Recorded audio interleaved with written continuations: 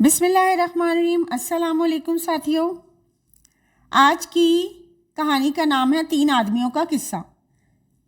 ابرار اور ذیشان اسکول کا کام ختم کرنے کے بعد اپنے دادا کے پاس آ کر بیٹھ گئے، جو اس وقت احادیث پر مشتمل کتاب کا مطالعہ کر رہے تھے۔ ابرار نے بیٹھتے ہی کہا، دادا جان کوئی کہانی سنائیں۔ دادا جان بولے، ابھی میں تمہارے آنے سے پہلے حدیث کی کتاب میں بنی اسرائیل کے 3 آدمیوں کے متعلق پڑھ رہا تھا کہ بنی اسرائیل کے 3 آدمی تھے، ان میں سے ایک گنجا، دوسرا نابینا اور تیسرا کوڑی تھا۔ آپ سمجھ رہے ہوں گے کہ کوڑی کیا ہے۔ کوڑی ایک بہت سخت تکلیف دہ بیماری ہے۔ اللہ تعالیٰ ہمیں اس بیماری سے محفوظ فرمائے۔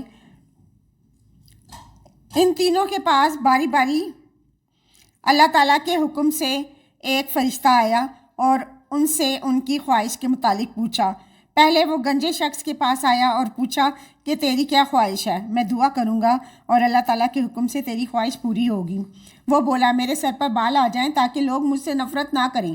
فرشتے نے اس شخص کے لیے دعا کی تو اس کے بال اللہ تعالیٰ کے حکم سے آ گئے۔ فرشتے نے اسے ایک اونٹنی دی، وہ خوش و خرم زندگی گزارنے لگا۔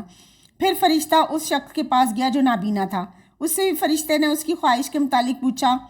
اندھے شخص نے کہا، میری آنکھیں نہیں ہیں جس کی وجہ سے میں دنیا کی نعمتیں دیکھنے سے محروم ہوں۔ آپ دعا کیجئے کہ میری بینائی لوٹ آئے تاکہ میں دنیا کی خوبصورتی دیکھ سکوں۔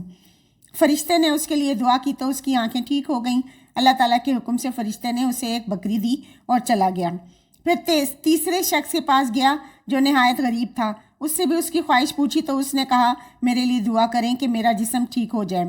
فرشتے نے اس کے لیے دعا کی تو وہ اللہ تعالیٰ کے حکم سے ٹھیک ہو گیا۔ فرشتے نے اسے ایک گائے دی اور چلا گیا۔ ایک طویل عرصے کے بعد وہی فرشتہ ایک فقیر کی شکل میں آیا، باری باری تینوں آدمیوں کے پاس گیا۔ اب تو ان تینوں کے پاس ایک گائے، اونٹنی، بکری کے بجائے بہت سارا مال ہو گیا تھا۔ وہ اس آدمی کے پاس گیا جو گنجا تھا، لیکن پھر وہ اللہ تعالیٰ کے حکم سے ٹھیک ہو گیا تھا۔ فرشتے نے اسے کہا، تمہارے سر کے بال نہیں تھے، اللہ نے تجھ پر رحم کیا اور تو ٹھیک ہو گیا۔ اب اللہ نے تجھے جو مال دیا ہے اس میں سے اللہ کے لیے مجھے کچھ دو۔ تو اس نے کہا، میں نے یہ سارا مال اپنی محنت سے کمایا ہے، اس میں سے اللہ کا حصہ کہاں سے آ گیا؟ یہ بھی ان بدبختوں میں سے تھا جو زکوٰۃ نہیں دیتے تھے۔ اللہ تعالیٰ نے قرآن مجید میں ارشاد فرمایا ہے کہ تم شکر ادا کرو، میں تمہیں مزید عطا کروں گا۔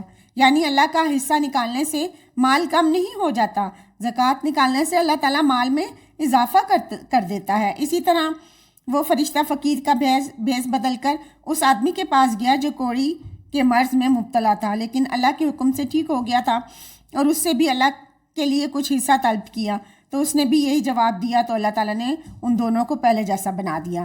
پھر فرشتہ فقیر کے بھیس میں اس شخص کے پاس گیا جو کہ نابینا تھا مگر اب خوشحال ہو گیا تھا۔ فرشتے نے اسے یاد دلایا، تو تنگ دست تھا، اللہ نے خوشحال کر دیا، بس اب تو اپنے مال سے اللہ کا حصہ دے۔ فقیر کے بھیس میں فرشتے کی بات سن کر وہ بولا، یہ سب کچھ اللہ کا دیا ہوا ہے اور تم اس میں سے جتنا چاہے لے جاؤ۔ اس کے اس جواب سے اللہ تعالیٰ اس سے خوش ہو گیا۔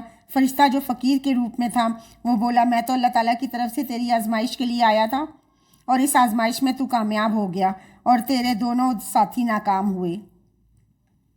اس لیے ہمیں بھی چاہیے کہ ہم زکوٰۃ ادا کریں اور بڑھ چڑھ کر صدقہ ادا کیا کریں۔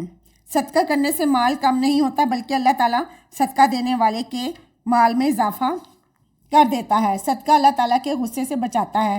اللہ کے حصے کا مطلب یہ ہے کہ سب چیزیں اللہ ہی کی دی ہوئی ہیں، بس ان میں سے ہر چیز جو اللہ کے نام پر خرچ کی جائے وہ اللہ کا حصہ ہے۔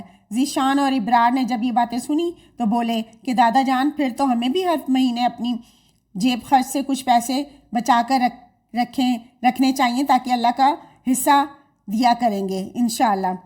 دادا جان بولے، شاباش بچوں، اگر سب بچے تمہاری طرح سوچنے لگ جائیں تو سب غریبوں کی مدد ہوگی اور اللہ سبحانہ تعالیٰ بھی ہم سے راضی ہوگا۔